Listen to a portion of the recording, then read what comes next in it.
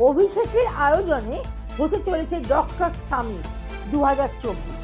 এটাই রাজনীতি। আর অভিষেক বন্দ্যোপাধ্যায় যে এখন একজন প্রাজ্ঞ রাজনীতিক তাতে কোনো সন্দেহ নেই।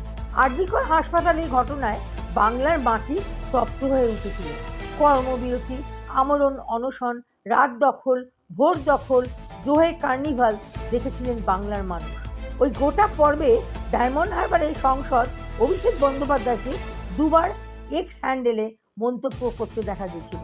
আর একবার পুলিশ কমিশনারকে ফোন করে অপরাধীকে গ্রেপ্তার করার নির্দেশ দিয়েছিলেন। এখন কর্মবিরতি থেকে অনশন সবই উঠে গেছে, কিন্তু ওই ঘটনার প্রেক্ষাপটে ডক্টর সামিট 2024 হতে চলেছে ডায়মন্ড হারবারে আমতলায়। আগামী 30শে নভেম্বর শনিবার হেলথ ফর অল শীর্ষক কর্মসূচি পালিত হবে সমন্বয় অডিটোরিয়ামে। ওই নিয়ে চূড়ান্ত প্রস্তুতি শুরু হয়ে গেছে। এই সামিটের প্রধান বক্তা অভিষেক।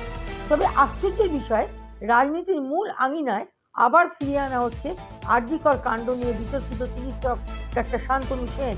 এই ডক্টর সামিট 2024 কর্মসূচি এখন আলাদা মাত্রা পেয়ে গেছে, কারণ এখানে প্রায় 1000 চিকিৎসকের সঙ্গে কথা বলবেন তৃণমূল কংগ্রেসের সর্বভারতীয় সাধারণ সম্পাদক।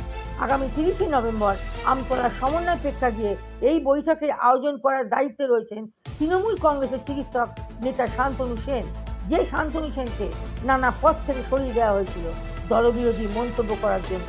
আর অভিষেক তাকেই আজকে কাছে নিয়ে এলেন। রিপোর্টে শাশ্বতী চ্যাটার্জি, টার্গেট নিউজ, কলকাতা।